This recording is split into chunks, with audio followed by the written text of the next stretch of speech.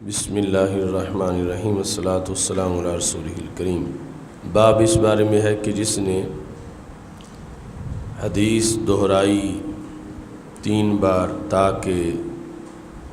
وہ سمجھائے یا اس کی طرف سے اس بات کو سمجھا جائے، تو رسول اللہ صلی اللہ علیہ وسلم نے فرمایا خبردار بچو جھوٹی بات سے۔ تو اس کو نبی اکرم صلی اللہ علیہ وسلم دہراتے رہے۔ حضرت عبداللہ بن عمر رضی اللہ تعالیٰ عنہ کہتے ہیں کہ نبی اکرم صلی اللہ علیہ وسلم نے ارشاد فرمایا حل بلغت، کیا یہ بات میں نے پہنچا دی ہے؟ 3 بار آپ نے یہ ارشاد فرمایا۔ حضرت انس رضی اللہ تعالیٰ عنہ نبی اکرم صلی اللہ علیہ وسلم سے روایت کرتے ہیں کہ رسول اللہ صلی اللہ علیہ وسلم جب سلام کہتے تھے تو 3 بار سلام کہتے تھے، اور جب گفتگو کرتے تھے تو اسے 3 بار دہراتے تھے۔ کلمہ کے مؤنث ہونے کی وجہ سے آدھا کی ضمیر مؤنث لائی گئی ہے۔ تو 3 بار سلام جو ہے وہ ایک ہے سلام میں استئذان، یعنی گھر داخل ہونے کی اجازت والا سلام، دوسرا اس کے بعد داخل ہونے کے بعد سلام، اور تیسرا یعنی جہاں مجلس ہے لوگ بیٹھے ہوئے ہیں وہاں پہنچ کر سلام۔ اور اس کے علاوہ یہ ہو سکتا ہے 3 بار کہنے کی وجہ کہ جب یہ احتمال ہو کہ بندے نے سلام نہیں سنا تو اس طرح یعنی 3 بار۔ حضرت عبداللہ بن عمر رضی اللہ تعالیٰ عنہ سے مروی ہے کہ ایک سفر میں جو ہم نے کیا، رسول اللہ صلی اللہ علیہ وسلم نے وہ سفر بعد میں شروع کیا، بس آپ نے ہمیں پایا اس حالت میں کہ نماز کا وقت تھوڑا ہو چکا تھا، تو ہم وضو کر رہے تھے، تو تنگی وقت کی وجہ سے ہم نے پاؤں پر مسح کرنا شروع کر دیا۔ تو رسول اللہ صلی اللہ علیہ وسلم نے بلند آواز سے کہا ویل للعقاب من النار، 2 مرتبہ یہ فرمائے، یہ 3 مرتبہ کہ ہلاکت ہے ایڑیوں کے لیے آگ سے، بوجہ آگ، یعنی جو دھوئی نہیں جا رہی ان کو آگ پہنچے گی۔ تو نبی اکرم صلی اللہ علیہ وسلم نے 2 بار یہ فرمایا یا 3 بار، تو یہ مطلب ہے کہ ترجمۃ الباب یہاں سے ثابت ہوا کلام کا کہ اعادہ کے لحاظ سے کسی شخص کا اپنی لونڈی کو اور اپنے اہل کو تعلیم دینا۔ رسول اللہ صلی اللہ علیہ وسلم نے ارشاد فرمایا 3 قسم کے لوگ وہ ہیں جن کو ڈبل اجر ملے گا۔ ایک بندہ اہل کتاب سے جو ایمان لایا اپنے نبی پر، یعنی اہل کتاب ہونے کے لحاظ سے جو اس کے نبی ہے، حضرت موسیٰ علیہ السلام پر یا حضرت عیسیٰ علیہ السلام پر، وآمن بمحمد صلی اللہ علیہ وسلم، اور پھر رسول اللہ صلی اللہ علیہ وسلم پر بھی ایمان لے آیا، اس کو ڈبل اجر ملے گا۔ اور اگر رسول اللہ صلی اللہ علیہ وسلم پر ایمان نہ لایا تو پھر ڈبل کفر ہوگا کہ اپنے نبی پر ایمان کا دعویٰ بھی غلط ہے، چونکہ ان پر ایمان کا تقاضا یہ ہے کہ رسول اللہ صلی اللہ علیہ وسلم پر ایمان لائے۔ اور دوسرا وہ بندہ جب اس نے اللہ تعالیٰ کا حق ادا کیا اور اپنے مالکوں کا حق ادا کیا، عبد مملوک ہے یعنی زر خرید غلام ہے، تو جو اس کے مالک نے اس کے ذمہ ڈیوٹی لگائی ہے کہ چارہ کاٹو، وہ بھی کرتا ہے اور اللہ تعالیٰ کا حق ادا کرتا ہے، نماز بھی پڑھتا ہے۔ اور تیسرے نمبر پر وہ شخص کہ جس کے پاس کوئی لونڈی ہو، وہ اس کو ادب سکھائے، بس اچھی طرح جو سکھائے، اور اسے تعلیم دے، بس اچھی طرح تعلیم دے، پھر اس کو آزاد کر دے، پھر اس کے ساتھ شادی کرے، تو اس کے لیے بھی 2 اجر ہیں۔ یہ عامر شابی جو ہیں وہ صالح بن حیان کہتے ہیں کہ عامر شابی نے جب یہ حدیث مجھے پڑھائی تو کہنے لگے آتینا کہا بغیر شیئن، میں نے مفت ہی پڑھا دی ہے۔ آتینا کہا کہ یہ حدیث جو ہے میں نے تجھے مفت پڑھا دی ہے، قد کان یرکب فیما دونہا الی المدینہ، حالانکہ اس سے چھوٹی حدیث پڑھنی ہو تو پھر بھی مدینہ منورہ جانا پڑتا ہے، تو میں نے تجھے مفت میں ہی پڑھا دی ہے۔ عامر شابی یہ بہت بڑے تابعین میں سے ہیں۔ تو آتینا کا ہا جو ہے وہ ضمیر، جو کہ لفظ حدیث تو مذکر ہے، تو ہا ہے مسئلہ کی وجہ سے کہ آتینا کا ہا، یہ مسئلہ ہم نے تجھے مفت میں دے دیا ہے۔ اس میں فضیلت مدینہ منورہ رضی اللہ تعالیٰ عنہ ہے، مدینہ منورہ اور معدن علم ہے مدینہ منورہ، اور مرکز علم ہے کہ لوگ اس طرف سفر کرتے تھے، تو انہوں نے کہا کہ یہ میں نے مفت میں ہی تمہیں پڑھا دیا ہے۔ امام کا عورتوں کو واعظ کرنا اور انہیں تعلیم دینا۔ حضرت عبداللہ بن عباس رضی اللہ تعالیٰ عنہ کہتے ہیں کہ میں نبی اکرم صلی اللہ علیہ وسلم کے بارے میں گواہی دیتا ہوں، یا عطا کہتے ہیں میں حضرت عبداللہ بن عباس رضی اللہ تعالیٰ عنہ کے بارے میں گواہی دیتا ہوں کہ رسول اللہ صلی اللہ علیہ وسلم نکلے، تشریف لے گئے، اور آپ کے ساتھ حضرت بلال رضی اللہ تعالیٰ عنہ تھے۔ تو نبی اکرم صلی اللہ علیہ وسلم نے یہ خیال کیا کہ آپ عورتوں کو نہیں سنا پائے، یعنی جو گفتگو کی ہے، تو آپ نے علیحدہ جا کر ان کو واعظ کیا اور انہیں حکم دیا کہ وہ صدقہ کریں۔ عورتیں جو شروع ہو گئیں، درا حال کہ وہ ڈال رہی تھیں کانوں کا زیور، رنگ اور انگوٹھیاں، اور حضرت بلال رضی اللہ تعالیٰ عنہ اکٹھا کر رہے تھے یہ زیور اپنے کپڑے کی طرف میں، یعنی کپڑے کے اندر، جھولی کے اندر، اور دوسری سند جو ہے اس میں حضرت عبداللہ بن عباس رضی اللہ تعالیٰ عنہ کہتے ہیں اشہد علی النبی صلی اللہ علیہ وسلم۔ تو حضرت بلال رضی اللہ تعالیٰ عنہ کا اب پہلی مرتبہ ذکر آیا ہے، یہ بھی قدیم الاسلام ہے، اسلام کا اظہار کیا اور اس پر مصائب برداشت کیے۔ نبی اکرم صلی اللہ علیہ وسلم نے حضرت ابوبکر صدیق رضی اللہ تعالیٰ عنہ سے کہا کہ اگر ہمارے پاس مال ہوتا تو ہم بلال کو خرید لیتے، تو حضرت ابوبکر صدیق رضی اللہ تعالیٰ عنہ نے حضرت عباس رضی اللہ تعالیٰ عنہ سے کہا کہ یہ آپ ہمارے لیے خریدیں، تو اس طرح انہیں خریدا گیا۔ جب رسول اللہ صلی اللہ علیہ وسلم کا وصال ہوا تو حضرت بلال رضی اللہ تعالیٰ عنہ نے شام جانے کا ارادہ کیا، تو حضرت صدیق اکبر رضی اللہ تعالیٰ عنہ نے کہا نہیں، آپ میرے پاس رہیں۔ تو حضرت بلال رضی اللہ تعالیٰ عنہ نے کہا اگر آپ نے مجھے اپنے لیے آزاد کیا ہے تو پھر مجھے یہیں روک لیں، اور اگر آپ نے اللہ کے لیے آزاد کیا ہے تو مجھے چھوڑ دیں کہ میں اللہ کی طرف چلا جاؤں، اذهب الی اللہ۔ تو حضرت صدیق اکبر رضی اللہ تعالیٰ عنہ نے کہا کہ آپ چلے جائیں اللہ کی طرف، یعنی اللہ کے راستے میں۔ تو حضرت بلال رضی اللہ تعالیٰ عنہ شام جہاد کے لیے چلے گئے، اور آپ نے رسول اللہ صلی اللہ علیہ وسلم کے ساتھ ساری جنگوں میں حصہ لیا تھا۔ آپ کا جو آقا تھا امیہ بن خلف آپ پہ تشدد کرتا تھا، بدر والے دن آپ نے اسے قتل کیا،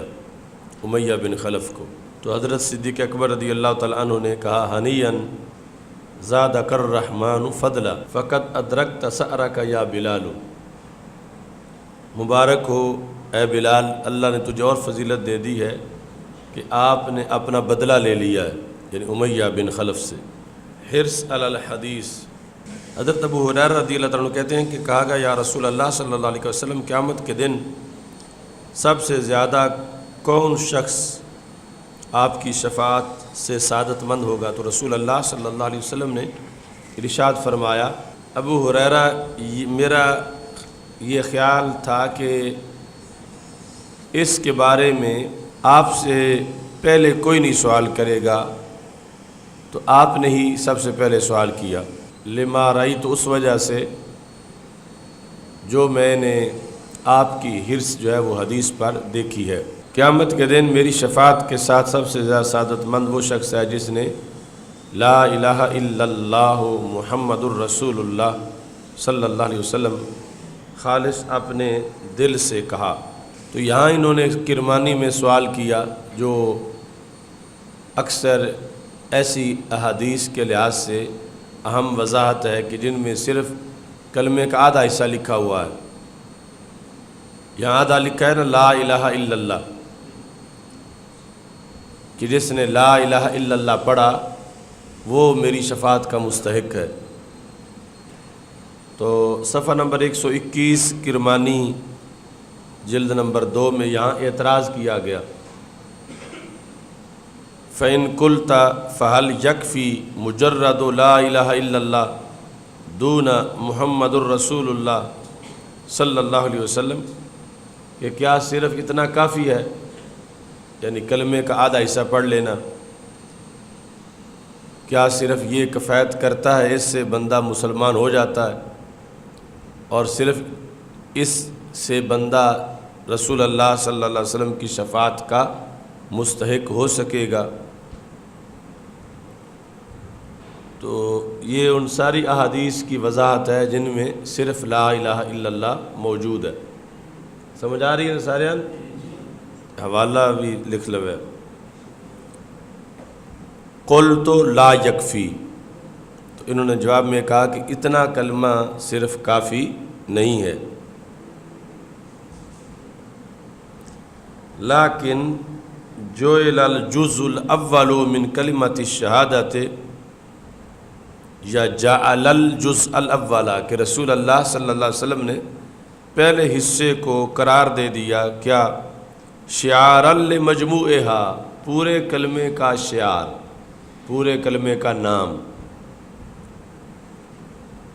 تو شعار جو ہے جو کسی چیز کا، اس سے مراد پوری چیز ہوتی ہے. تو یہ پورے کلمے کا نام ہے، اس سے مراد صرف اتنا نہیں بلکہ اس سے مراد لا الہ الا اللہ محمد الرسول اللہ صلی اللہ علیہ وسلم پورا ہے. تو یہ جہاں بھی آئے تو یہ نہیں کہ اتنا پڑھنے سے بندہ مسلمان ہو جاتا ہے یا اس حدیث میں اتنے ہی صرف مراد ہے، بلکہ پورا کلمہ مراد ہے. فالمراد الکلمۃ بتمامها کما تقول قرأت الف لام میم ذالک الکتاب ای السورۃ بتمامها، کہ جس طرح تم کہتے ہو میں نے الف لام میم ذالک الکتاب پڑھی، تو مطلب کیا پوری سورت پڑھی. تو الف لام میم ذالک الکتاب سورہ بقرہ کا نام ہے، شعار ہے. تو ایسے ہی یہ بھی کلمے کا شعار ہے. ایک ہی نام بھی علامت ہی ہوتا ہے اور شعار بھی علامت ہی ہے. تو قاضی ایاز رحمۃ اللہ علیہ نے کہا کہ شفاعت کی 5 قسمیں ہیں. پہلی شفاعت ہمارے آقا صلی اللہ علیہ وسلم کے ساتھ خاص ہے،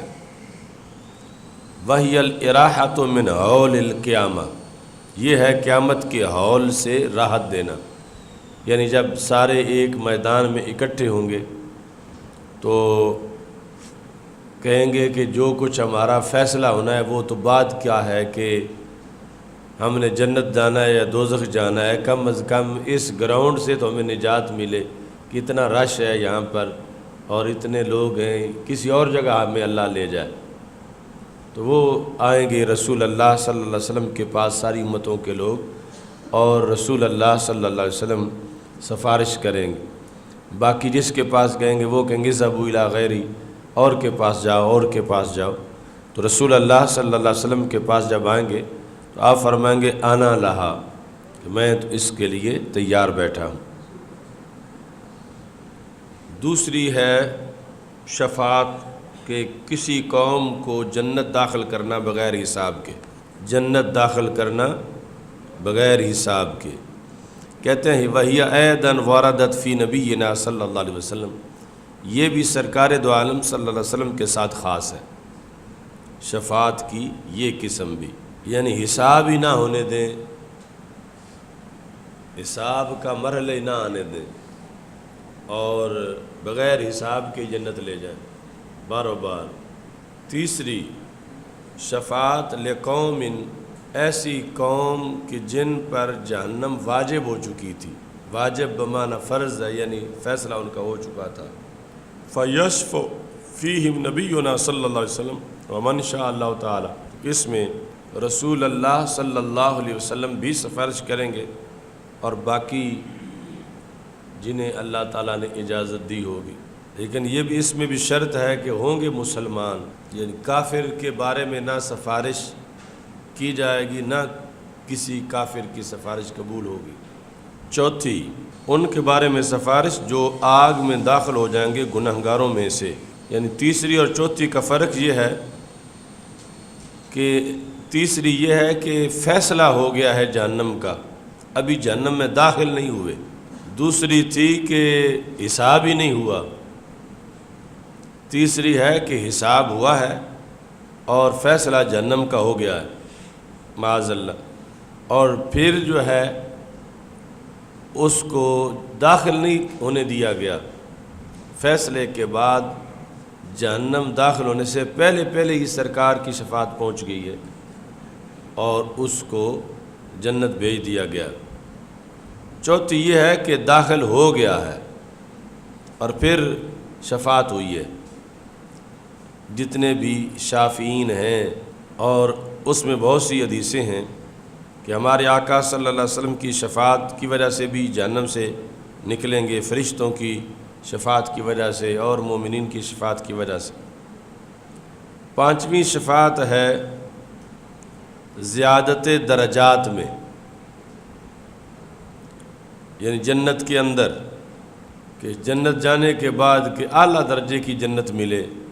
اس بارے میں سفارش ہو، تو یہ بھی سفارش قبول ہوگی۔ تو یہ 5 قسم کی شفاعت امام کرمانی نے 122 صفحے پہ لکھی ہے۔ پہلی جو شفاعت ہے اس کو کہتے ہیں شفاعت عظمیٰ، یعنی احوال قیامت سے نجات دینے کی شفاعت۔ وہی المراد بالمقام المحمود، اور یہی مقام محمود والی شفاعت ہے، اور خاص ہے ہمارے آقا صلی اللہ علیہ وسلم کے ساتھ۔ والمختصۃ بنبینا صلی اللہ علیہ وسلم ہی الاولی والثانیہ ویجوز ان تکون الثالثہ والخامسہ، یعنی تیسری کہ جن کی جہنم واجب ہو چکی تھی، داخل نہیں ہوئے تھے، وہ بھی سرکار شفاعت کریں، اور 5ویں جنت جانے کے بعد اندر والی شفاعت، یہ بھی جائز ہے کہ سرکار کے ساتھ خاص ہو صلی اللہ علیہ وسلم۔ تو شفاعت عظمیٰ کا یہ بھی مطلب ہے کہ یعنی شفاعت کا دروازہ کھولنا، وہ سرکار ہی کھولیں گے، اس کے بعد اگرچہ سکت بھی شفاعت کرے گا۔ سکت کا تو پتہ ہی ہے نا، سین قاف توئیں، ناتمام بچہ، یعنی جو ابھی شکم مادر میں اس کے تخلیق پوری نہیں ہوئی تھی، کچھ اعضاء بنے تھے اور حمل ضائع ہو گیا، تو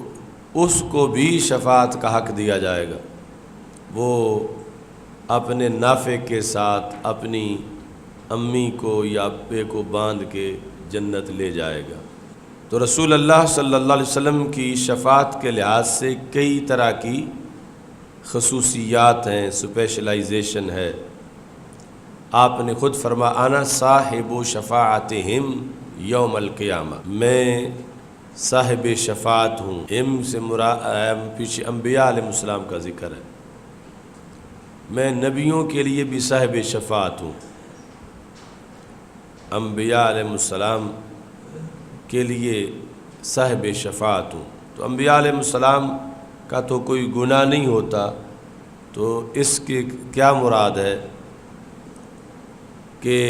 اعلیٰ حضرت رحمۃ اللہ علیہ نے اس کا معنی اس میں لکھا المعتقد کے اندر، کہ اس کا یہ مطلب ہے کہ سارے انبیاء علیہ السلام کے جو کام ہوں گے، حاجتیں ہوں گی اللہ تعالیٰ سے، کہ ان کا فلاں امتی یا فلاں قسم کی کوئی حاجت، تو وہ ڈائریکٹ رب سے نہیں کریں گے، بلکہ وہ میرے پاس آئیں گے اور میں آگے اللہ تعالیٰ سے بات کروں گا۔ انا صاحب شفاعتہم یوم القیامہ، کہ قیامت کے دن انبیاء کا صاحب شفاعت میں ہوں، کہ انبیاء علیہ السلام میرے پاس آئیں گے اور میں آگے اللہ تعالیٰ سے ان کی بات کروں گا۔ وہ جہنم میں گیا جو ان سے مستغنی ہوا ہے خلیل اللہ کو حاجت رسول اللہ کی صلی اللہ علیہ وسلم۔ تو یہ شفاعت یقینی عقیدہ ہے، اس میں مودودی نے کچھ گڑبڑ کی ہے، یعنی اس کی تفسیر جو ہے اس کے اندر کافی جگہ پہ گڑبڑ کی ہے۔ فہم دین میں ہم نے وہ حوالے کچھ پیش کیے تھے کہ اس نے کہا کہ اگر شفاعت جو ہے وہ مانی جائے کہ ایک بندہ جو ہے وہ ہے نکما، اس کی سفارش ہو گئی ہے اور وہ جنت چلا جائے، تو کہتا ہے کہ اس طرح ایک دفتر کا نظام نہیں چل سکتا، کائنات کیسے چل سکتی ہے کہ ایک بندہ جو ہے وہ ڈیوٹی نہ دے اور اس کی کوئی سفارش کر دے کہ یہ ڈیوٹی پہ تو نہیں آتا لیکن اس کو تنخواہ دے دی جائے، تو پھر جو ہے وہ اس طرح وہ دفتر بیٹھ جائے گا، وہ ادارہ نہیں چل سکے گا۔ تو جب ادارہ نہیں چل سکتا تو پھر کائنات کیسے چل سکتی ہے؟ یعنی وہ اللہ کی الوہیت کو دفتر پر قیاس کرتا ہے، اللہ تعالیٰ کی الوہیت کو اور سفارش کو، جس طرح توحید کو محلے کی دکان پر قیاس کرتا ہے یہ طبقہ وہابیوں کا کہ پہلے اگر 2 دکانیں ہوں پھر 4 کھل جائیں تو پہلی کے گاہک گھٹ جائیں گے، تو اس طرح اگر لوگ آستانوں پہ جانا شروع کر دیں تو ماذا یبقی للہ تعالیٰ، اللہ کے لیے پیچھے کون بچے گا؟ تو یہ یعنی ان کا توحید کے بارے میں ان کی سوچ ہے،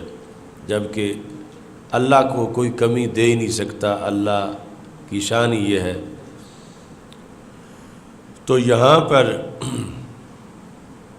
ہم نے اس کا رد کیا تھا کہ چلو اگر اس کے کہنے پر شفاعت کا یہ مطلب جو ہے یہ ختم ہو جائے، نہ مانا جائے، تو اللہ عفو غفور تو ہے، تو اس کی اس تقریر کے مطابق تو معاذ اللہ اللہ کے غفور ہونے کی بھی نفی ہوگی اور اللہ کے عفو کرنے والے ہونے کی بھی نفی ہوگی کہ یہ تقریر اگر چلائی جائے دفتر پر کہ دفتر کے ملازم آتے نہیں ہیں اور سفارش بھی کسی نے نہیں کی، افسر نے خود ہی مہربانی کر کے ان کو تنخواہیں دے دی ہیں، ایسا اگر ہو دفتر تو پھر بھی نہیں چلے گا کہ سفارش کوئی نہ کرے ان کی اور اوپر سے ہی ویسے ہی ان کو تنخواہ ملتی رہے، سفارش کوئی نہ کرے ویسے ہی اوپر افسر جو بڑا ہے وہ مہربان ہے، وہ ان کو ویسے تنخواہ دے دیتا ہے۔ تو اس دلیل کے مطابق تو پھر مودودی کی دلیل کے مطابق تو معاذ اللہ رب پہ یہ بھی پابندی ہو جائے گی کہ اللہ کسی کو بخش نہیں سکتا، اللہ کسی کو معاف نہیں کر سکتا، جو کہ اگر افسر پہ قیاس کرنا ہے تو جس طرح دفتر جو ہے وہ ملازموں کی سفارش کی جائے اور وہ نہ آتے ہوں تو دفتر نہیں چلے گا، ایسے سفارش کوئی نہ کرے اور سفارش کے بغیر ہی افسر اگر ان کو تنخواہ دیتا رہے اور وہ نہ آتے ہوں تو دفتر نہیں چلے گا۔ تو اس پر یعنی پھر جو اللہ تعالیٰ کی یقینی شان ہے کہ اللہ تعالیٰ قیامت کے دن بخشے گا اور اس کو کوئی روک نہیں سکتا کہ تو نہ بخش، اور اس کی شان ہے غفور ہونا، رؤوف ہونا، عفو ہونا، تو یہ شفاعت کا انکار کرتے کرتے الوہیت کے انکار تک بات جا پہنچے گی۔ سمجھ آ رہی ہے نسائی؟ یعنی وہ دلیل جو اس نے دی ہوئی ہے وہ دلیل آگے حملہ آور ہو جائے گی اللہ تعالیٰ کی شانوں پر۔ تو اس طرح یہ پتہ چلا کہ اللہ کا نظام کائنات کا جو ہے اس کو کسی دفتری نظام پر قیاس نہیں کر سکتے، کیونکہ یہ دفتر والا جو مقیس علیہ ہے یہ صحیح نہیں ہے، کیونکہ دفتر کا افسر جو ہے وہ دفتر کے ملازموں کا خالق بھی نہیں ہے، رازق بھی نہیں ہے، اور اللہ تعالیٰ جو ہے وہ خالق بھی ہے، رازق بھی ہے۔ تو اس بنیاد پر دونوں کو ایک جیسا قرار دے کر یہ فیصلے کرنا کہ اگر دفتر کا مالک جو ہے وہ کسی کی سفارش قبول کر لیتا ہے تو دفتر نہیں چلے گا، تو ادھر اللہ تعالیٰ جو ہے وہ قبول کر لے گا تو پھر نظام نہیں چلے گا۔ یعنی اللہ تعالیٰ نظام چلانے میں ان بندوں کا محتاج ہی نہیں ہے، کوئی کام کرے یا نہ کرے اس کے باوجود وہ کن کہے تو سب کچھ ہو جاتا ہے۔ تو اس بنیاد پر یعنی ان لوگوں کو آج تک توحید کی سمجھ ہی نہیں آئی، کبھی دفتر بناتے ہیں کبھی دکان بناتے ہیں اور اس پر پھر توحید کو قیاس کرنا شروع کر دیتے ہیں۔ تو یہ دونوں باتیں ہی غلط ہیں نظریہ توحید میں جو ان لوگوں نے اپنا رکھی ہیں۔ دعوے دار خود ہیں یعنی اس کے کہ جتنا ہم سمجھتے ہیں قرآن کو اور توحید کو اتنا کوئی نہیں سمجھتا، تو یہ کتنی واضح خرابی ہے کہ جو بچہ بھی سمجھ سکتا ہے کہ انہوں نے توحید کے مسئلے پر کس قدر لغزش کھائی ہے اور کتنی بڑی کوتاہی ہے۔ پھر اس نے یہ بھی لکھا ہے، اس طرح بھی یعنی عام اسماعیل دہلوی وغیرہ جو ٹولہ ہے کہ شفاعت کا یہی مطلب ہے کہ ہمارے نزدیک شفاعت جن کی ہوگی ان کی بڑی ویلیو ہے کہ ان کی بات مانی جائے گی اور بندے رہا ہو جائیں گے۔ وہ کہتے ہیں کہ یہ اتنا ہے کہ جس طرح کوئی بندہ جیل میں بند ہو، رہائی تو اس کی اوپر سے ہو جائے، یعنی جو محکمہ ہے جس نے بند کیا ہوا آرڈر تیار ہو جائیں اور اس کے بعد بندہ آرڈر لے کے آ جائے، پھر جو سپاہی جیل میں بیٹھا ہوا ہے جس کا اپنے طور پر تو نکال نہیں سکتا تھا نہ نکلوا سکتا تھا، اب چونکہ اوپر سے آرڈر آ گیا تو اس نے دروازہ کھولنا ہے، تو اتنا کی اختیار یعنی شفاعت کا مسئلہ ہے کہ جس وقت آرڈر تیار ہو کے آ جائیں اور اس سپاہی وہ کہے کہ اب ان کو نکال دو، تو اتنا یعنی ماننے کو وہ تیار ہے۔ جبکہ جو شفاعت کا مفہوم ہے اسلام کے اندر وہ یہ ہے کہ ان کی رضا کے پیش نظر یہ جس کو چاہیں گے اور انہیں بھیجا جائے گا کہ تمہاری مرضی ہے، جسے چاہو جسے تم پہچانتے ہو اسے نکال لو اور اسے لے جاؤ۔ یعنی پورا مدار ہے شافع پر کہ اس کی شفاعت جو ہے اس کی وجہ سے سب کچھ ہوگا، اگرچہ آگے ماننا رب نے ہے لیکن وہ ایسا نہیں ہے کہ اس کا کوئی کردار نہ ہو اور سب کچھ طے ہو جائے رہائی اور اس کے بعد اس کو خبر دے دی جائے کہ اب چونکہ فلاں نے نکلنا ہے تو اب دروازہ کھول وہ باہر نکل جائے۔ تو اس سے بالا ہے شفاعت کا مفہوم جو ان لوگوں نے بیان کیا۔ تو رسول اللہ صلی اللہ علیہ وسلم نے یہ فرمایا کہ میرا خیال تھا کہ آپ نے سب سے پہلے یہ سوال کرنا ہے۔ حضرت ابو ہریرہ رضی اللہ تعالیٰ عنہ سے کہا۔ ابن بطال کہتے ہیں اس حدیث میں پتہ چلا کہ عالم کے لیے یہ ہے کہ وہ اپنے متعلمین اور شاگردوں میں سے ان کی جو ذہنی حیثیت ہے اس پر اور فہم و فراست پر متوجہ رہے اور ان کی ایسی حوصلہ افزائی کر دے۔ اور یہ بھی ہے کہ عالم کے لیے کہ جب تک پوچھا نہ جائے مسئلہ تو بیان نہ کرے۔ وَفِيهِ أَنَّ لِلْعَالِمِ أَن يَسْكُتَ إِذَا لَمْ يُسْأَلْ عَنِ الْعِلْمِ حَتَّى يُسْأَلَ عَنْهُ،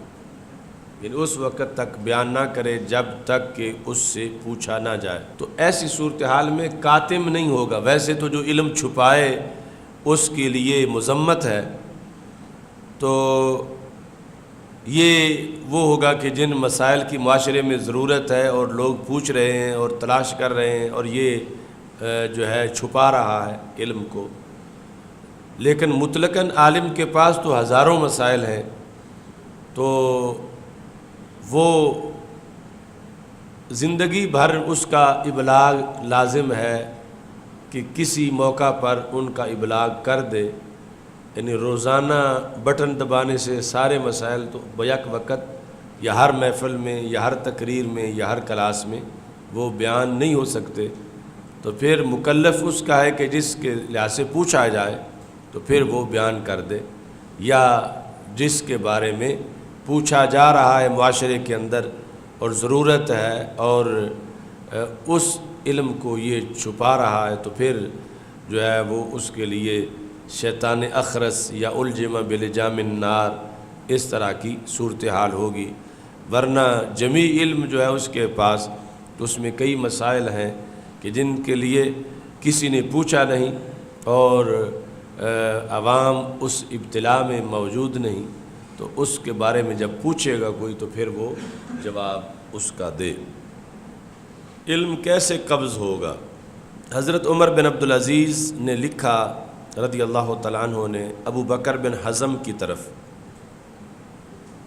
کہ دیکھو تمہارے پاس جو رسول اللہ صلی اللہ علیہ وسلم کی حدیث ہے اسے لکھ لو، یعنی یہ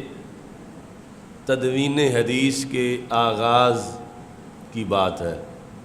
حضرت عمر بن عبدالعزیز نے حضرت ابو بکر بن حزم، ان کا نام ابو بکر بن محمد بن عمر بن حزم، حضرت عمر بن عبدالعزیز کے زمانے میں یہ قاضی تھے، 120 ہجری میں وصال ہوا، تو ان کے جو ہیں اوپر دادا جی عمر بن حزم، ان کے نام سے مشہور ہے کتاب عمر بن حزم، یعنی چند احادیث لکھائی گئیں ان کو رسول اللہ صلی اللہ علیہ وسلم سے، تو اصول حدیث میں یعنی کتاب عمر بن حزم سے استدلال کیا جاتا ہے حدیث لکھنے کے لحاظ سے۔ اچھا جی، تو عمر بن عبدالعزیز کے تعارف میں کرمانی میں لکھا ہے اے الخلیفۃ الراشد الاموی، یعنی ان کو خلفائے راشدین میں شمار کیا جاتا ہے۔ تو انہوں نے کہا کہ تمہارے پاس جو حدیث رسول صلی اللہ علیہ وسلم ہے اس کو لکھ لو، کیوں؟ فإنی خفت دروس العلم، مجھے ڈر ہے کہ علم کے نشان مٹ نہ جائیں۔ یہ جو درس کی جمع ایک تو ہے نا دروس، اور دوسرا مصدر ہے، اور جو دروس ہے تو وہ اس کا مطلب ہے کہ کسی چیز کے نقش و نگار مٹ جانا، جو رسول اللہ صلی اللہ علیہ وسلم نے دوسری حدیث میں فرمایا یدرس الاسلام، یعنی ایک زمانہ آئے گا کہ اسلام کے نقش و نگار معاذ اللہ مٹ جائیں گے، یعنی قرب قیامت میں، یہاں تک کہ صرف جس طرح کپڑے کے دھیمے دھیمے نقش رہ جاتے ہیں اس طرح کا ہو جائے گا کہ لوگوں کو صرف کلمہ آتا ہوگا، کلمے کا معنی بھی نہیں آتا ہوگا، نماز روزہ حج زکوٰۃ تو بڑی دور کی بات ہے۔ تو ان سے پوچھا جائے گا کہ یہ کیا ہے جو تم پڑھتے ہو، لا الہ الا اللہ محمد الرسول اللہ صلی اللہ علیہ وسلم، تو وہ کہیں گے کہ باپ دادا سے سنا تھا تو اتنا ہمیں یاد ہے، تو باقی ہمیں کوئی پتہ نہیں ہے۔ تو رسول اللہ صلی اللہ علیہ وسلم سے پوچھا گیا کیا یہ کلمہ بھی ان کو فائدہ دے گا؟ تو سرکار نے فرمایا ہاں، یہ کلمہ بھی ان کو جہنم سے آزادی دے دے۔ یہ یعنی عین قرب قیامت کے اندر یہ جو ہے وہ مسند امام احمد اور مسند امام احمد میں اور مستدرک میں ہے میرا خیال، یہ ہم نے اس میں پیش کی تھی عقیدہ توحید سیمینار میں، کہ جس میں یعنی یہ آج ہی کلمے کا انکار کر رہے ہیں، اور جب کہ کلمہ تو اس وقت بھی معتبر ہوگا جب کہ باقی سارا دین ختم ہو چکا ہوگا اور صرف کلمہ ہی رہ جائے گا۔ تو رسول اللہ صلی اللہ علیہ وسلم نے فرمایا ان اللہ لا یقبض العلم، اللہ علم قبض نہیں کرے گا کھینچ لینے یا سلب کرنے کے لحاظ سے،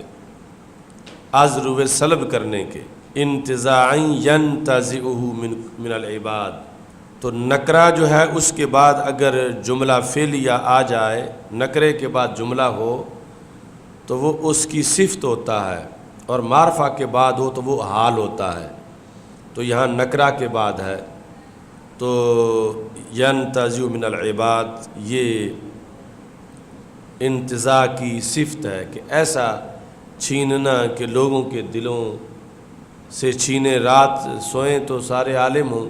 صبح اٹھیں تو جاہل ہوں، تو ایسا نہیں ہے۔ ولیکن یقبض العلم بقبض العلماء، اللہ علم یوں قبض کرے گا کہ علماء کو قبض کر لے گا، علماء اٹھا لے گا۔ تو باقی جو ہے یعنی چھیننے جانے کا بھی ہو سکتا ہے، مگر وہ معاذ اللہ شاذ ہے یا جزوی طور پر ہے۔ یہ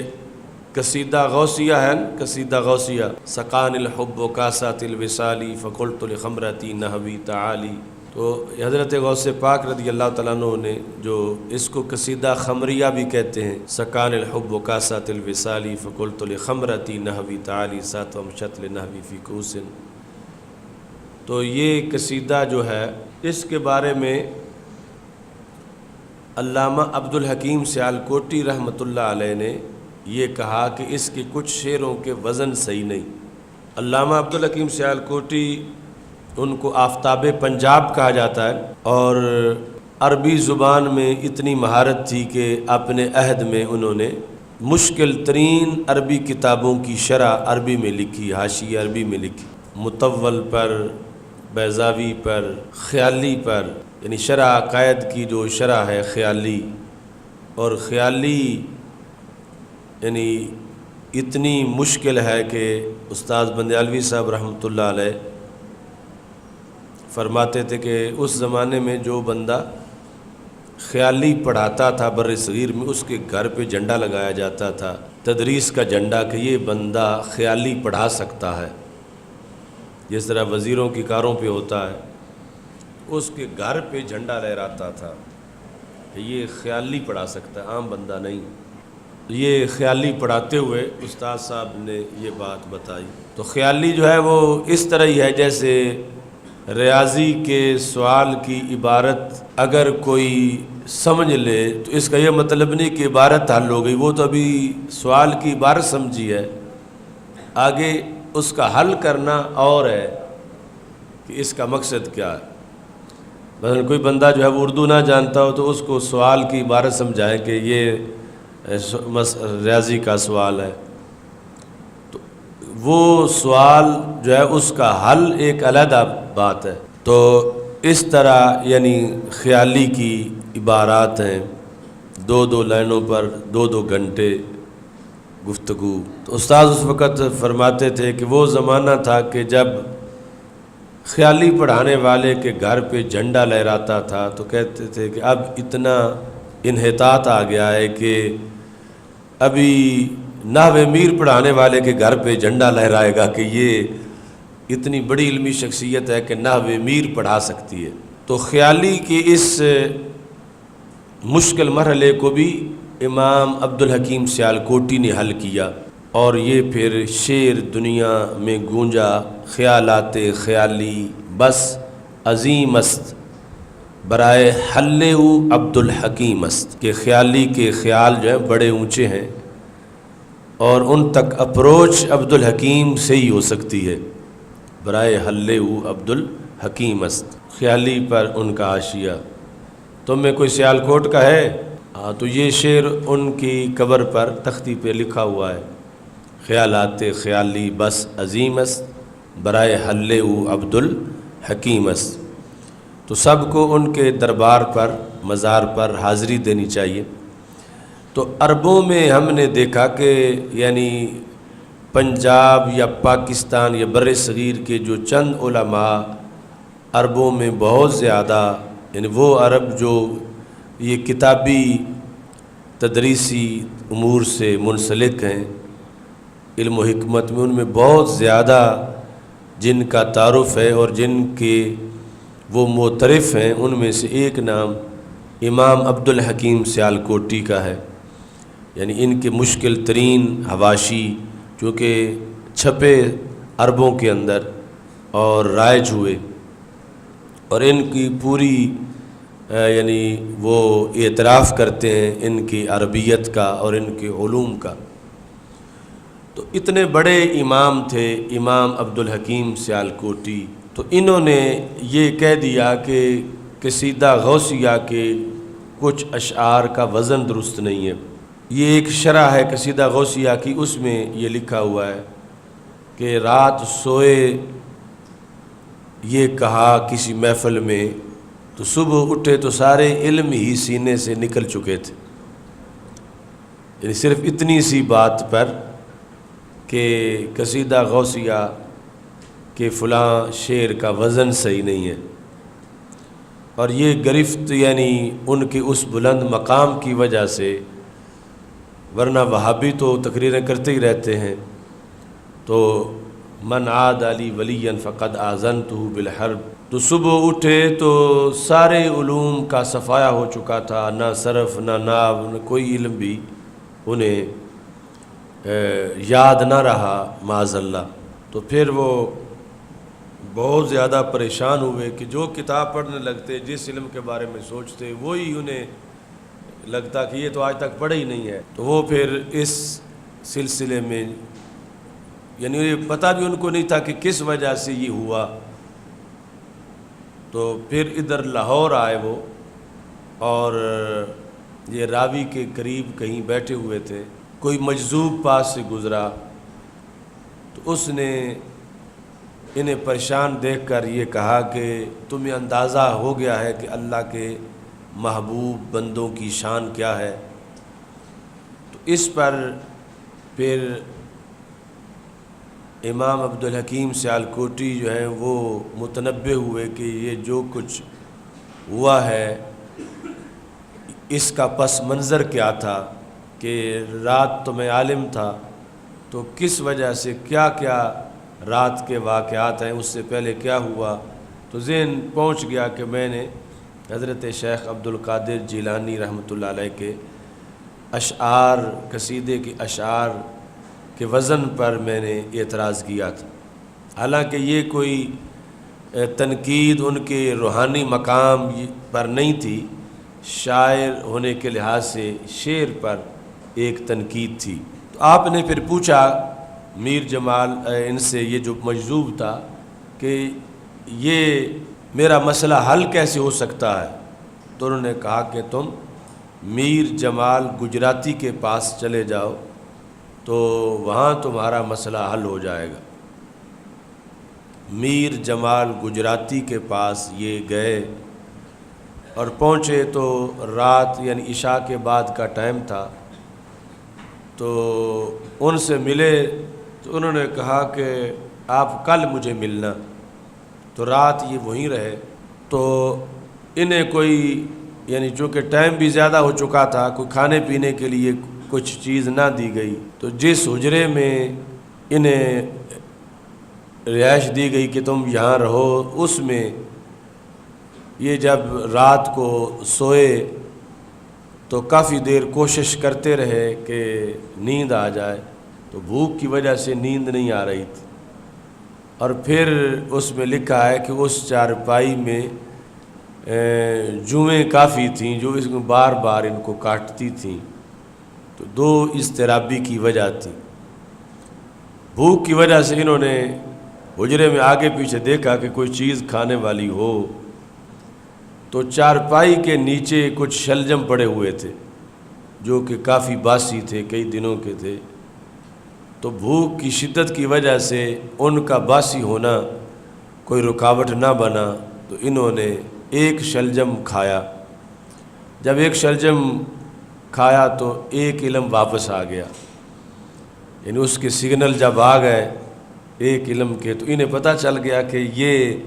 میرا علاج اسی میں ہے۔ تو جتنے شلجم تھے سارے کھا لیے اور سارے علوم جو ہیں وہ واپس ہو گئے۔ تو یہ انتزاعی ینتزع من قلوب الرجال، یعنی ویسے عادت جاریہ ایسی نہیں کہ لوگ اس طرح رات عالم سوئیں اور صبح جاہل ہو جائیں، موت علماء کے ساتھ اللہ علم اٹھائے گا، یہ رسول اللہ صلی اللہ علیہ وسلم نے فرمایا۔ تو یہ شاذ و نادر اس طرح بھی ہو سکتی ہے، اللہ تعالیٰ کی طرف سے تنبیہ جس کا ذکر اس روایت میں ہے۔ وَلَٰكِن يَقْبِضُ الْعِلْمَ بِقَبْضِ الْعُلَمَاءِ، لیکن اللہ جب علم کو قبض کرے گا علماء کے قبض کرنے کے ساتھ، یہاں تک اذا لم یبق، جب اللہ نہیں باقی رکھے گا کسی عالم کو، نہیں باقی، نکرہ تحت النفی، ہر عالم اللہ اٹھا لے گا، لم یبق، لم یبقى نہیں، پھر ہوتا لم یبقى عالمن، کہ جب کوئی عالم باقی نہیں رہ جائے گا، تو یہاں عالمن، تو اذا لم یبق ابقى یبقی، کہ جب اللہ باقی نہیں رکھے گا کسی عالم کو تو کیا ہوگا، اتخذ الناس رؤوسا جہالا، تو اللہ تعالیٰ جب عالم باقی نہیں رکھے گا یا جزوی طور پر جہاں جہاں سے عالم اٹھ جائیں گے تو لوگ جاہل لوگوں کو اپنا سردار بنا لیں گے، کیونکہ لیڈری تو کسی نے کرنی ہے، سرداری کرنی ہے، تو جب علم والے نہیں رہیں گے تو اتخذ الناس، لوگ پکڑ لیں گے، رؤوسا جہالا، جاہل رئیس، جاہل رؤساء، جاہل سردار، تو پھر منصب وہ ہوگا جو علم والوں کا ہے، اور بیٹھے وہ ہوں گے کہ جو علم نہیں رکھتے۔ فَسُئِلُوا، تو ان سے پھر سوال کیا جائے گا، جو مسند علم والی ہے، کیا فرماتے ہیں علماء دین اس مسئلہ کے بارے میں؟ فَأَفْتَوْا، وہ پھر فتویٰ دیں گے بغیر علم، علم کے بغیر۔ فَضَلُّوا وَأَضَلُّوا، خود تو گمراہ ہوئے ہی ہیں، اوروں کو بھی گمراہ کر دیں گے معاذ اللہ۔ تو یہ ہے قبض علم۔ فَأَفْتَوْا بغیر علم،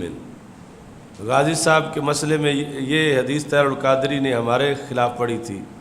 جو لوگ غازی صاحب کی تحریک چلا رہے تھے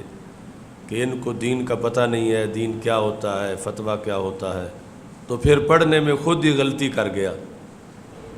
یعنی افتو کی جگہ افتو جو ہے وہ پڑھا، یعنی وہ فوراً حدیث کی حکمت ظاہر ہو گئی کہ جن کا ذکر ہے خود وہی خود اس کے منہ سے ہی ثابت ہو گیا، بغیر علم کے فتویٰ دیں گے۔ یہ جو اس کی 13.5 گھنٹے کی تقریر تھی، تو ابن بطال کہتے ہیں کہ اللہ سبحانہ و تعالی جب اپنی مخلوق کو علم ہبہ کرتا ہے تو یہ احسان کر کے پھر چھینتا نہیں ہے، یعنی جو عادت جاریہ ہے۔ پھر وہ علماء جاتے ہیں تو ان کے ساتھ علم جاتا ہے، اور اس میں انہوں نے کہا وَإِنَّمَا يَكُونُ قَبْضُ الْعِلْمِ بِتَضْيِيعِ التَّعَلُّمِ فَلَا يُوجَدُ فِي مَنْ يَبْقَى مَنْ يَخْلُفُ۔ تو یہ جانے والے جو ہیں علم کیسے ہوگا کہ انہوں نے تضییع تعلم کی وجہ سے، کہ آگے لوگوں نے ان علماء سے تعلم نہیں کیا، تو باقی جب وہ گئے تو پیچھے جاہل چھوڑ گئے، ان اخلاف کے تعلم نہ کرنے کی وجہ سے۔ کہتے وقد انذر علیہ السلام بقبض الخیر کلی وما ينطق عن الهوى، کہ یہ بھی غیب کی خبروں میں سے تھا جو رسول اللہ صلی اللہ علیہ وسلم نے فرمایا۔ تو حدیث میں پھر جاہل لوگوں کو رؤوس بنانے سے رؤوس منع کیا گیا۔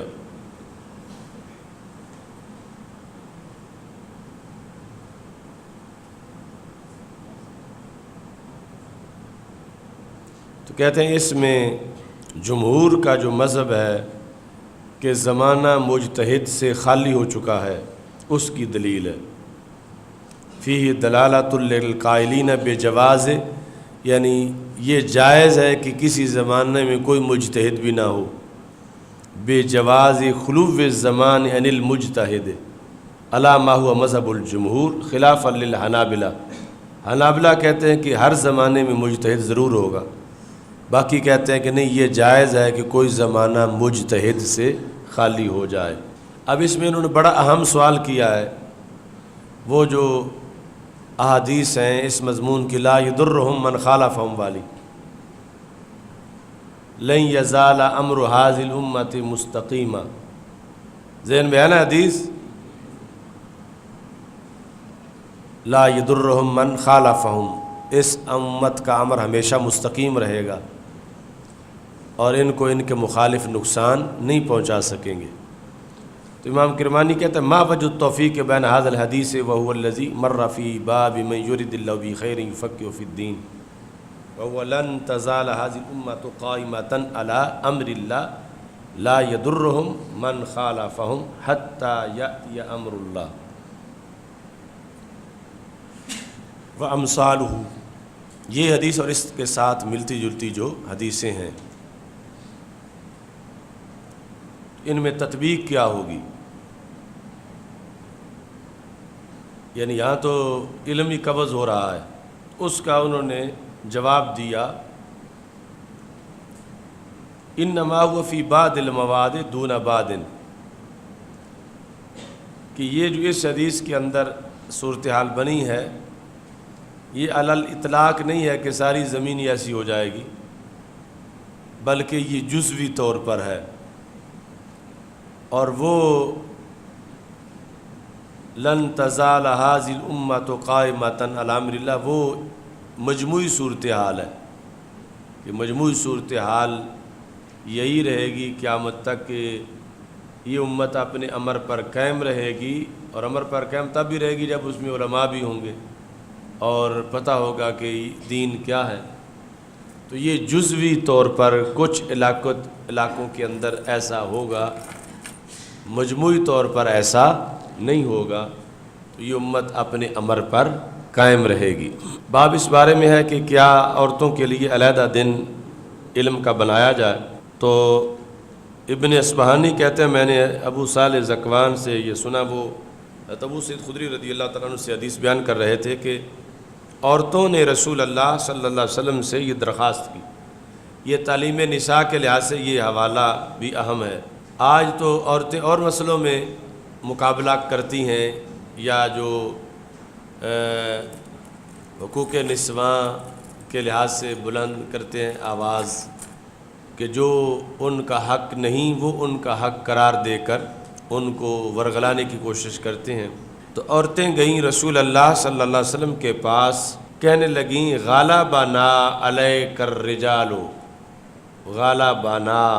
علیک الرجال، کہ یا رسول اللہ صلی اللہ علیہ وسلم آپ سے استفادہ کرنے کے لحاظ سے ہم پر مرد غالب آ گئے ہیں۔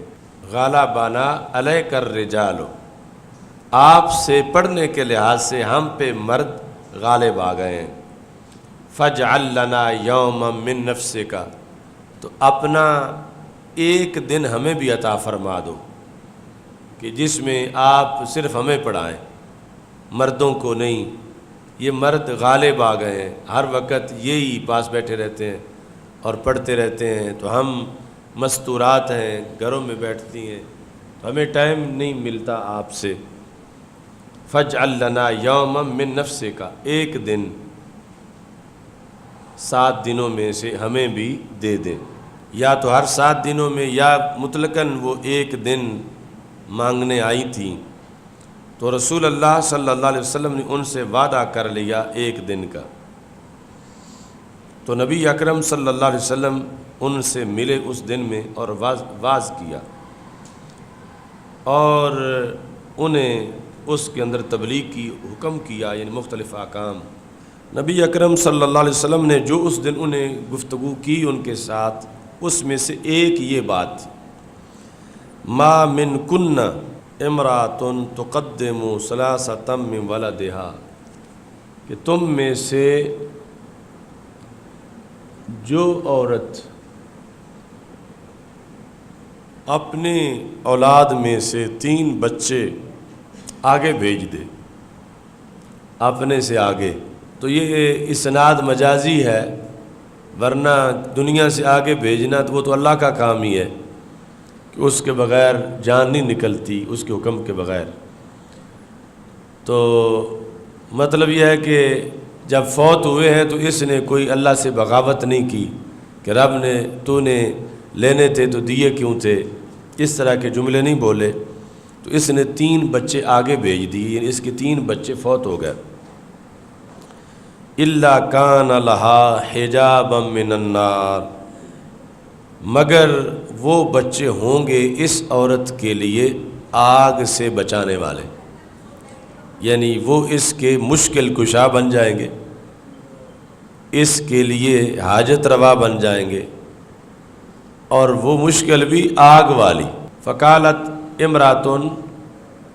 تو ایک عورت نے کہا کہ یا رسول اللہ صلی اللہ علیہ وسلم، یہ آپ نے جو 3 کی شرط لگائی ہے، اگر کسی کے 2 بچے فوت ہوئے ہوں تو سرکار نے فرمایا وَإِثْنَيْنِ، وہ 2 بھی اسے جہنم سے بچا لیں گے، وہ بھی اس کے سامنے حجاب بن جائیں گے۔ تو خصوصی طور پر یعنی ماں کی فضیلت ظاہر ہوئی جو اجتماع خواتین میں رسول اللہ صلی اللہ علیہ وسلم نے ذکر کیا، اور چونکہ اس مرحلے تک زیادہ دخل ماں کا ہی ہوتا ہے قبل البلوغ، اور جو دورانیہ شکم مادر حمل کا اور اس کے بعد ابتدائی تربیت کا، اسی مرحلے میں وہ فوت ہو گئے، چونکہ اگلی حدیث میں یہ قید ہے بالغ ہونے والی، چونکہ بالغ ہونے کے بعد پھر معاملات اور ہوتے ہیں، اور بالغ ہونے سے پہلے کے معاملات اور ہوتے ہیں، اور ان سے والدین کا پیار بھی زیادہ ہوتا ہے۔ بالغ ہونے کے بعد ہو سکتا ہے اکڑنا شروع کر دیں،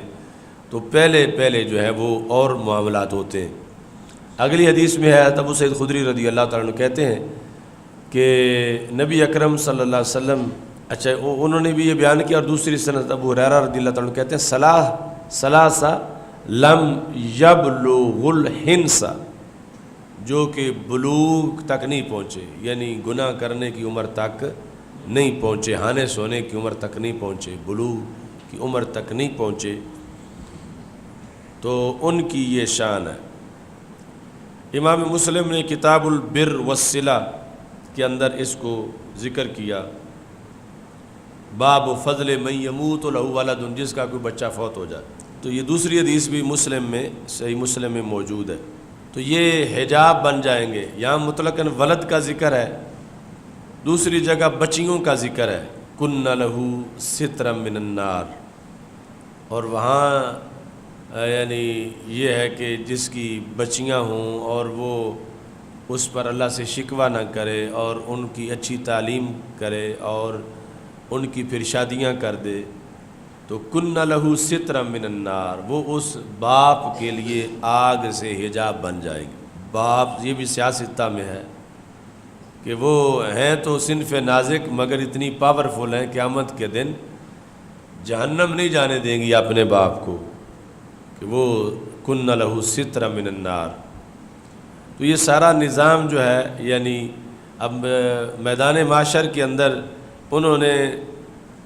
جہنم کے دروازے پہ کھڑا ہونا ہے، اور جب فرشتے لے کے اس باپ کو آئیں گے، وہ آگے کھڑی ہو جائیں گی کہ ہم نے اندر نہیں جانے دینا ہے، یہ ہمارا باپ ہے۔ تو اللہ تعالیٰ نے پھر فرشتوں کو سمجھایا ہوگا کہ جب یہ سٹینڈ لے جائیں گی تم نے ان کی بات کا ادب کرنا ہے، تو ان کے کہنے پر ان کے باپ کو پھر جنت لے جانا ہے۔ تو اتنا علم ہوگا ان بچیوں میں اس دن، یا سکت میں بھی ناتمام بچہ جو ہے اس میں بھی، اور ادھر یہ جو ہے کہ انہیں پتہ ہوگا کہ ہمارا باپ یا ہماری ماں کس گیٹ پر آ رہے ہیں، جہنم کے کس گیٹ پر، اور یعنی اتنا ہزاروں کلومیٹر کا گیٹ ہوگا، پھر یعنی دور سے ڈائریکشن کے کس گیٹ پر انہوں نے آنا ہے، تو یہ سارے علوم ان کو دے دیے جائیں گے۔ اور میدان معاشر میں بڑے بڑے تاجوروں کا پروٹوکول نہیں ہوگا کہ کوئی کہے کہ فلاں کو ادھر جانے دو، فلاں کو ادھر جانے دو، اپنی سب کو پڑی ہوگی، مگر یہ ان کا پروٹوکول ہوگا کہ جب یہ فرشتوں کو کہیں گے، یہ بچیاں کہیں گی یہ تو ہمارا باپ ہے، تو ہم تو اس کو جہنم نہیں جانے دیں گی، یا ادھر یہ جو فوت ہو گئے بالغ ہونے سے پہلے، یہ کہیں گے یہ ہماری ماں ہے، ہم تو اس کو جہنم نہیں جانے دیں گے۔ تو فرشتوں کو رب نے سمجھایا ہوا ہوگا کہ ان کی بات ماننی ہے، اور ان کے کہنے پر جس یہ کہہ رہے ہیں جنت دینی ہے۔ یہ سیاستہ میں ہے، اور یہ حدیثیں سارے پڑھاتے ہیں۔ تو اگر بچہ نابالغ یا بچی جس کی حقوق باپ نے پورے کیے، یا ناتمام بچہ ان کی معاشر میں چل جائے بات تو شرک نہیں ہے، تو نبیوں اور ولیوں کی اگر چلے تو پھر کیوں شرک ہے؟ یعنی ان کی ساری تقریریں جو ہیں کہ اولیاء اور انبیاء کے بارے میں کہ چونکہ میدان معاشر ہے، چونکہ یہ ہے، چونکہ وہ ہے، لہٰذا کوئی نہیں سنی جائے گی، کوئی کسی کی نہیں مانی جائے گی، کوئی سفارش نہیں ہوگی. تو ادھر اسلام میں تو یہ یعنی جو اولاد ہیں ضروری نہیں کہ کسی غوث قطب کی اولاد ہوں، یہ جو ناتمام بچہ ہے یا یہ جو لم یبلغ الحنس ہے یہ کوئی ضروری کسی ولی کی اولاد ہوں. مطلب مومن راما گاما جو بھی جس کی اولاد ہے وہ مومن، اور یہ عام سمپل مومن کے اولاد ہیں، اور ان کا یہ کوٹا ہے معاشر کے دن، اور ان کا یہ اختیار ہے، اور ان کی شان ہے کہ یہ ان کے لیے مشکل کشا بنے ہوئے ہوں گے اور حاجت روا بنے ہوئے ہوں گے. اور ان کے مشکل کشا اور حاجت روا بننے سے توحید کو کوئی فرق نہیں ہے، بلکہ عظمت توحید ہے کہ ایمانداروں کے بیٹے تھے، اس واسطے آج یہ کام کر گئے اور یہ مشکل حل کر گئے. تو اس سے پتہ چلا اگر نیت بندے کی صحیح ہو تو انبیاء علیہ السلام اور اولیاء کی شان ماننے میں شریعت کوئی رکاوٹ نہیں ہے، بلکہ اس کے اندر مثالیں موجود ہیں. اب یہ حدیثیں ان کا کوئی انکار نہیں کرتا اور یہ اقرار کے ساتھ سارے مانتے ہیں، اور یہ معمولی لوگ ہیں جن کو اتنی بڑی شان اللہ کی طرف سے دے دی گئی ہے. تو جو نفوس قدسیہ ہیں ان کا تو مرتبہ اللہ کے دربار میں بہت بڑا ہے، اور ان کے لحاظ سے جو پھر فوائد ہوں گے یقیناً وہ بہت بڑے فوائد ہیں. اب یہاں سوال چونکہ ہوتا ہے کہ اس میں چونکہ تقریر عورتوں کے جلسے میں تھی اور عورتوں کے لحاظ سے سرکار نے فرمایا، تو امام کرمانی نے سوال کیا وفیہ وَهَلْ لِلرَّجُلِ مِثْلُ الْمَرْأَةِ اِذَا قَدَّمَ الْوَلَدَ إِلَى يَوْمِ الْقِيَامَةِ کہ کیا مرد کو بھی ایسا ثواب ملے گا جیسا عورت کا ذکر کیا گیا؟ کہتے ہیں نعم،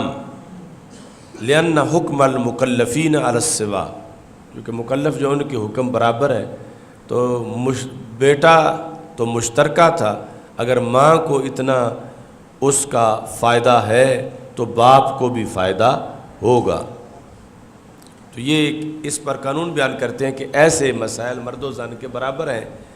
الا اذا دل دلیل علی التخصیص سے، ہاں کوئی تخصیص کی دلیل آ جائے تو پھر وہ حکم بند ہوگا مرد پر یا عورت پر جب تخصیص کی دلیل آ جائے، ورنہ دونوں کا ہی حکم ایک جیسا ہے کہ دونوں کو اس سلسلے میں ثواب ملے گا. میدان معاشر کے اندر جب سکت جو ہے ناتمام بچہ اپنے نافع کے ساتھ جس کے ذریعے سے اس کو خوراک ملتی تھی شکم مادر میں، اس کے اندر اپنی امی کو باندھے گا اور کھینچ کے لے جائے گا، تو سکت ناتمام جو ہے وہ اتنا کر لے تو تمام کتنا کر سکتے ہیں. تو یہاں پر جو پچھلی حدیث گزری ہے اس میں جو سب سے پہلے کہا کہ میں نے تو مفت میں تمہیں پڑھا دیا، ورنہ اس حدیث کے لیے تو مدینہ منورہ جانا پڑتا ہے. یہ کس نے کہا تھا؟ عامر شابی. آتینا کہا بغیر شین،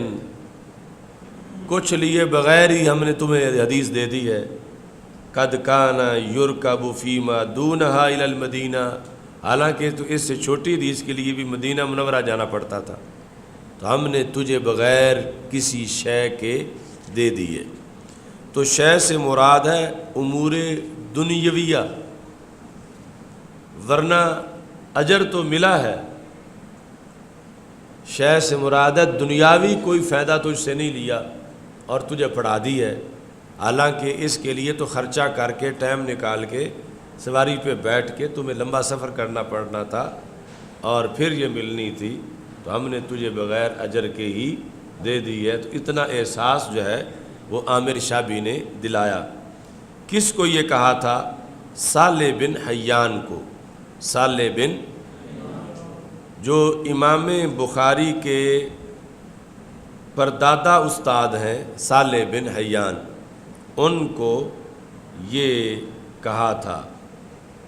عامر شابی نے. آتینا کہا بغیر شین بغیر کسی شے کے ہم نے تمہیں یہ دے دی، حالانکہ قد کان یرکب فیما دونہا الی المدینہ۔ بسر بن عبید اللہ وہ کہتے ہیں ان کنت لارکب الی المصر من الامصار فی الحدیث الواحد، یعنی میں تو ایک حدیث کے لیے شہروں کا سفر کرتا رہا ہوں، ایک شہر کا سفر صرف ایک حدیث کے لیے۔ ابو العالیہ جو تابعین میں سے ہیں وہ کہتے ہیں کننا نسمع الحدیث عن الصحابہ تھے، ہم صحابہ سے حدیث سنتے تھے، صحابہ سے حدیث سنتے تھے، فلا نرضى حتى نركب الیہم فنسمع منہم، اس وقت تک ہمارا جی نہیں بھرتا تھا جب تک ہم سوار ہو کے نہ جائیں ان کے پاس اور پھر ان سے سنیں۔ یعنی کہیں اگر بائی چانس ان سے سن بھی لی ہے تو ہم اہتمام کے لیے پھر سننے جاتے تھے، کہ چونکہ حدیث کے لیے سوار ہو کے جانا ہے، جو سرکار دو عالم صلی اللہ علیہ وسلم نے فرمایا تھا کہ اونٹنیوں کے جگر پگھلائیں گے، اس طرح۔ یا پھر یہ ہے کہ اگر کسی سے بالواسطہ سنی ہے تو اصل سند کے لیے کہ سند جو ہے وہ ہماری اونچی ہو جائے، درمیان میں واسطہ نہ رہے، تو پھر چلے جاتے تھے۔ یہ امام ابن حجر عسقلانی جو ہیں انہوں نے شفاعت والے مسئلے میں یہ مثال دی، جز اول کے اندر 258 صفحے پر، فَإِنَّهُ صلی اللہ علیہ وسلم یشفع فی الخلق لإراحۃ من حول الموقف، رسول اللہ صلی اللہ علیہ وسلم مخلوق کی راحت کے لیے شفاعت کریں گے۔ یہ پہلے بتایا کہ شفاعت صرف ہوگی مسلمانوں کی اور مسلمان ہی کریں گے۔ انہوں نے کہا کہ وَيَشْفَعُ فِي بَعْضِ الْكُفَّارِ، کہ رسول اللہ صلی اللہ علیہ وسلم کچھ کفار کی بھی سفارش کریں گے۔ امام ابن حجر نے یہ بھی کہہ دیا کہ یشفع فی بعض الکفار بتخفیف العذاب، تخفیف عذاب کی، یعنی وہ نکلنے کی نہیں ہوگی، منع جو ہے وہ نکلنے کے لحاظ سے ہے، لیکن تخفیف جو ہے اس کی، حالانکہ قرآن مجید میں لا یخفف عنہم العذاب، اس میں انہوں نے کہا کہ یہ رسول اللہ صلی اللہ علیہ وسلم کی خصوصیت ہے۔ انہوں نے اس کی مثال دی بتخفیف العذاب، ویشفع فی بعض الکفار بتخفیف العذاب کما صح فی حق ابی طالب، یہ 258 صفحے پر، کہ وہ شفاعت سرکار کی ثابت ہے بخاری سے، اور وہ تخفیف عذاب کی شفاعت ہے، جو حضرت عباس رضی اللہ تعالیٰ عنہ نے سرکار صلی اللہ علیہ وسلم سے کہا کہ حل اغنیت عن امک شیئا، کیا آپ نے اپنے چچے کو کوئی فائدہ دیا؟ وہ آپ کے لیے لوگوں سے غصے ہو جاتے تھے، آپ نے کوئی فائدہ دیا؟ فَكَانَ فِي الدَّرْكِ الْأَسْفَلِ مِنَ النَّارِ لَوْلَا أَنَا لَكَانَ فِي الدَّرْكِ الْأَسْفَلِ مِنَ النَّارِ، اگر میں نہ ہوتا تو وہ پھر درک اسفل میں ہوتے۔ اب فی دہداہ من النار، اب جو ہے وہ صرف ٹخنوں تک عذاب ہے۔ یہ 3-4 جگہ بخاری میں آئے گا۔ تو یہ انہوں نے لکھا کہ یہاں تخفیف کی شفاعت جو ہے وہ کفار کے لیے بھی ثابت ہے۔ تو حضرت عمر بن عبدالعزیز کو پہلا مجدد کہا جاتا ہے، علی رأس المئۃ الاولی، پہلی صدی کے سرے پر وہ ہوئے۔ باب من سمع شیئا فلم یفہمہ، جس نے کوئی شے سنی اور سمجھی نہیں، فراجع فیہ، تو اس میں مراجعت کی، یعنی پھر پوچھا کہ یہ کیسے ہے، یہاں تک کہ اس کو پہچان لے۔ ابن ابی ملائکہ کہتے ہیں کہ حضرت عائشہ صدیقہ رضی اللہ تعالیٰ عنہ زوج النبی صلی اللہ علیہ وسلم نہیں سنتی تھی کسی شے کو کہ جو نہ پہچانتی ہوں، الا راجعت فیہ، مگر اس میں مراجعت کرتی تھیں سرکار دو عالم صلی اللہ علیہ وسلم سے، یہاں تک کہ اسے جانتی۔ یعنی یہ علمی مقام جو عائشہ صدیقہ رضی اللہ تعالیٰ عنہ کا ہے، اس کی دلیل ہے کہ یہ نہیں کہ چیز سنی ہے تو اگرچہ سمجھ نہیں آئی تو چپ کر کے بیٹھ جائیں، جس چیز کی بھی سمجھ نہیں آئی انہوں نے ضرور پوچھا ہے رسول اللہ صلی اللہ علیہ وسلم سے۔ تو یہ ان کے علمی مقام کی دلیل ہے کہ سوالات انہوں نے بہت کیے رسول اللہ صلی اللہ علیہ وسلم سے، اور پھر وہ جوابات یاد کیے، اور پھر شطر دین ان کے پاس موجود تھا، دین کا نصف حصہ جو سرکار دو عالم صلی اللہ علیہ وسلم نے فرمایا خذو شطر دینکم من ھذہ حمیرہ۔ تو یہ جو خواتین کی تقریریں ہیں ان میں اس کا بھی نوٹ لگاؤ کہ عائشہ صدیقہ رضی اللہ تعالی عنہا کانت لا تسمع شیئا لا تعرفہ، یہاں بھی شیئا نکرہ ہے نا، اس کے بعد لا تعرفہ یہ اس کی صفت ہے، ایسی شے جسے نہیں جانتی تھی، یعنی پانی میں مدھانی والا مسئلہ نہیں ہے کہ جو جاننے کے باوجود کوئی اور کسی سے سوال کرے، کوئی بندہ تنگ کرنے کے لیے یا کسی اور وجہ سے، شیئا لا تعرفہ جس کو وہ نہیں جانتی تھیں، الا راجت فیہ حتی تعرفہ، مگر انہوں نے ضرور اس میں مراجعت کی یہاں تک کہ اسے جان لیا، سمجھ لیا پورا رسول اللہ صلی اللہ علیہ وسلم سے۔ تو یہ ان کی دلچسپی تھی کہ مجھے ہر آیت کی تشریح آنی چاہیے، اور ہر فرمان رسول علیہ السلام کا مجھے پتہ ہونا چاہیے، اور ہر جو سرکار دو عالم صلی اللہ علیہ وسلم کا فیصلہ ہے مجھے اس کی دلیل آنی چاہیے کہ یہ فیصلہ کس دلیل کی روشنی میں کیا گیا۔ تو یہ مسلمانوں کی بیٹیوں اور خواتین اسلام کی یہ تڑپ ہونی چاہیے علوم دینیہ کے لحاظ سے کہ انہیں اس سلسلہ میں سیرابی ہو اور تشنگی نہ رہے علوم کے لحاظ سے۔ تو نبی اکرم صلی اللہ علیہ وسلم نے فرمایا من حوسب عذب، من حوسب عذب، تو من شرط کا ہے اور اس میں عموم ہوتا ہے کہ جس کا بھی حساب ہوگا اس کو عذاب ہوگا۔ من حوسب عذب، من حوسب عذب،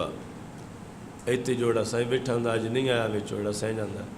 من حوسب عذب۔ یہ اچھے طالب علم کی علامت ہے کہ اسے جتنا علم حاصل ہو، جو نئی بات سنے وہ اس پر پیش کرے، تطبیق کرے کہ میری معلومات کے مطابق ہے یا یہ ان سے ٹکرانے والی بات ہے۔ تو اگر ہو تو پھر اپنے استاد سے پوچھے کہ پہلے تو یہ پڑھا تھا اور آج یہ پڑھا ہے، وہ تو ذکر آ گیا نا حوالہ سائیں، اور پہلے بھی گزر گیا ہے، اور تفصیل جو ہے وہ اعلیٰ حضرت رحمۃ اللہ علیہ کے جو رسالہ ہے اسن المطالب اس میں دیکھو، باقی بخاری میں حدیثیں پھر آئیں گی۔ تو یہ انہوں نے سوال کیا اور پھر یعنی اعتراض نہیں تھا، اپنی دلیل سے کہا فسوف یحاسب حسابا یسیرا، کہ کچھ لوگوں کے بارے میں قرآن تو یہ کہتا ہے کہ ان کا حساب آسان ہوگا، تو ادھر تو ہر کے لحاظ سے کہا گیا ہے من حوسب عذب، جس کا بھی حساب ہوگا اس کو عذاب ہوگا۔ تو عائشہ صدیقہ رضی اللہ تعالی عنہا کہتی ہیں کہ سرکار دو عالم صلی اللہ علیہ وسلم نے فرمایا انما ذالک الارض، کہ حساب کے دو مرحلے ہیں، ایک ہے کسی کا کیس لگنا اور ایک ہے اس پر بحث ہونا۔ تو یہ فسوف یحاسب حسابا یسیرا میں جو حساب ہے یہ ہے پیشی، کہ کچھ لوگوں کی پیشی جو ہے وہ آسان ہوگی، اور آگے دو قسمیں ہیں، کچھ کی صرف پیشی ہوگی اور فیصلہ ہو جائے گا، اور کچھ وہ ہیں جب پیشی ہوگی تو پھر مناقشہ ہوگا، ہر دن ہر رات ہر مسئلہ چھیڑا جائے گا کہ فلاں دن کیسے گزرا، فلاں رات کیسے گزری۔ تو جب مناقشہ ہوگا تو پھر کوئی نہ کوئی بات نکل آئے گی۔ تو یہ پہلی تعویل جو ہے وہ حوسبہ میں ہے کہ من حوسبہ کے اندر حساب کی دو قسمیں ہیں، یعنی حساب کی دو قسمیں ہیں، اور من حوسبہ میں ایک قسم مراد ہے۔ کون سی؟ مناقشہ والا حساب، کہ جو صرف کیس نہیں لگے گا، اس کا پیش نہیں ہوگا، بلکہ آگے اس کی تفتیش ہوگی۔ تو تو جب تفتیش ہوگی تو اس کے لحاظ سے ہے، ہر حساب والے کے لحاظ سے نہیں ہے۔ تو آیت میں جو ہے فسوف یحاسب حسابا یسیرا، یہ وہ ہے کہ جن کی تفتیش نہیں ہوگی، صرف پیشی ہوگی، تفتیش نہیں ہوگی، لہذا آیت اور موضوع پر ہے اور حدیث اور موضوع پر ہے۔ دوسرے میں تعویل کی گئی ہے، یعنی یہ پہلا جواب رسول اللہ صلی اللہ علیہ وسلم کی طرف سے دے دیا گیا، اور دوسرا جو شارحین نے پھر اس کی مزید وضاحت میں دیا کہ عذبا، کہ ایک ہے عذاب سے مراد آگے سزا، اور ایک ہے صرف پیشی۔ تو کچھ لوگوں کے لیے صرف پیشی کافی ہے، یعنی اس پر ہی عذبا بولا گیا ہے، یعنی اللہ کے دربار میں صرف پیشی، یہ یعنی اس کو ہی عذبا من وجہ کہا گیا ہے۔ تو اس طرح یہ دوسرا جواب دیا گیا۔ تو رسول اللہ صلی اللہ علیہ وسلم نے فرمایا انما ذالک العرض، یہ جو فسوف یحاسب میں ہے یہ عرض ہے، یعنی پیش ہونا ہے۔ ولیکن من نوکش الحساب یہلک، جس کی تفتیش ہوگی، مناقشہ ہوگا، اس کے لحاظ سے وہاں پر مشکلات پیدا ہوں گی۔ تو سوال کے مسئلے میں بھی تعارض ہے۔ ایک جگہ لا تسألوا عن اشیاء، اشیاء کے بارے میں سوال نہ کرو، ان تبد لکم تسؤکم۔ دوسرے میں کننا نہینا ان نسأل رسول اللہ صلی اللہ علیہ وسلم عن شیئن، انس کہتے ہیں ہمیں منع کیا گیا تھا۔ اور ادھر عائشہ صدیقہ نے سوال کیا، حفصہ رضی اللہ تعالی عنہ نے بھی سوال کیا، اور سوالات عائشہ صدیقہ رضی اللہ تعالی عنہ کثیر تعداد میں ہیں، اور کئی صحابہ کے سوال، لیکن اکثر یہ تھا صحابہ کہتے تھے کہ ایسے آئے گا آگے حدیث میں کہ ہم چاہتے تھے کہ کوئی دیہاتی بدو آ جائے، وہ پوچھتا رہے، ہم بھی سنتے رہیں، تو سوالات اس کے کھاتے میں رہیں، جواب ہم بھی سن لیں۔ کبھی سوال پر چونکہ مواخذہ بھی ہو سکتا ہے کہ کل پڑھا تھا آج پھر پوچھ رہے ہو، تو اس واسطے یعنی کوئی بدو آ جائے اور وہ سوال کرتا رہے سرکار دو عالم صلی اللہ علیہ وسلم سے، اور ہم جو ہے وہ سنتے رہیں کہ جواب ہمیں بھی فائدہ پہنچتا رہے، اور سوال ان کے ذمے رہے کہ نیا بندہ تھا تو اس نے تو پوچھ نہیں تھا۔ تو حضرت حفصہ رضی اللہ تعالی عنہ کے لحاظ سے انہوں نے سوال لکھا، یہ فتح الباری کے اندر، اس سے پتہ چلتا ہے یعنی کتنی باریک سوچ تھی امہات المومنین کی۔ اور پھر حضرت صدیق اکبر رضی اللہ تعالی عنہ چونکہ بہت ذہین تھے، تو حضرت عائشہ صدیقہ رضی اللہ تعالی عنہ بھی بہت ذہین تھی، حضرت عمر رضی اللہ تعالی عنہ بھی اس امت کے فقط واحد سب سے بڑے ملہم ہیں، تو ان کی صاحبزادی بھی بڑی ذہین تھی۔ تو حضرت حفصہ رضی اللہ تعالی عنہ نے جب یہ سنا لا يدخل النار احد ممن شاہد بدرا والحدیبیہ، کہ رسول اللہ صلی اللہ علیہ وسلم نے فرمایا جو بندہ بھی بدر میں شامل تھا یا حدیبیہ میں، آگ میں نہیں جائے گا۔ اب نکرہ تحت النفی ہے، اس پر ساری دلیل کا مدار ہے، لا يدخل احد، کہ کوئی بھی نہیں داخل ہوگا آگ میں، کون؟ جو حدیبیہ میں گیا تھا اور جو بدر میں گیا تھا۔ تو حضرت حفصہ نے یہ پیش کر کے پھر آیت پیش کی اس حدیث پر، کہا کہ الیس اللہ یقول وَإِن مِّنکم إِلَّا وَارِدُهَا، تم میں سے کوئی بھی نہیں مگر وہ وارد ہوگا آگ میں، ہاں الا واردها۔ تو اتنا یعنی ان کے سوال پر پھر یہ آگے آیت کا حصہ نازل ہوا، یا پہلے ان تک پہنچا نہیں تھا، تو انہیں بتایا گیا ثم ننجی الذین اتقوا، پھر ہم تقوی والوں کو بچا لیں گے۔ تو وارد ہونا اس معنی میں ہے کہ پل صراط اوپر بنی ہوئی ہے جہنم کے، کہ اوپر سے گزرنا ہے، تو اتنے میں ورود پایا جائے گا، اور یہ اوپر جو متقی ہیں یہ پار ہو جائیں گے، دوسرے گر جائیں گے۔ تو اس بنیاد پر بدر والے اور احد والے جو ہیں، بدر والے اور حدیبیہ والے، ان میں نیچے کوئی نہیں گرے گا، اوپر سے گزر جائیں گے، اور اوپر سے گزریں گے تو ام منکم الا واردها والی مطلب تو پایا جائے گا، اور ثم ننجی الذین اتقوا والی بات سچی ہو جائے گی۔ صحابہ نے سوال کیا تھا جب الذین آمنوا ولم یلبسوا ایمانہم بظلم، جو ایمان لائے اور انہوں نے اپنا ایمان ظلم کے ساتھ نہ ملایا، تو ظلم ہے وضع شے فی غیر محلہ ہی، تو انہوں نے کہا کہ اینا لم یظلم نفسہ، کون ہے جس نے ظلم نہ کیا اپنے نفس پر؟ تو پھر انہیں جواب دیا گیا کہ اس ظلم سے مراد شرک ہے، عام مراد نہیں ہے کہ ایک بندہ اٹھے دوسرا آ کے اس کی جگہ بیٹھ جائے، تو ظلم تو یہ بھی ہے، لیکن یہاں جو ظلم سے مراد ہے وہ کیا ہے کہ شرک، یہ مراجعت ہے۔ چلو تخصص والے، الحمدللہ رب العالمین والعاقبۃ للمتقین والصلاۃ والسلام علی رسول الکریم۔ اللہم احفظنا بالاسلام قائمین واحفظنا بالاسلام قائدین واحفظنا بالاسلام راقدین ولا تشمت بنا الاعداء والحاسدین، اللہم ارفع درجاتنا، اللہم ارنا الحق حقا وارزقنا اتباعہ،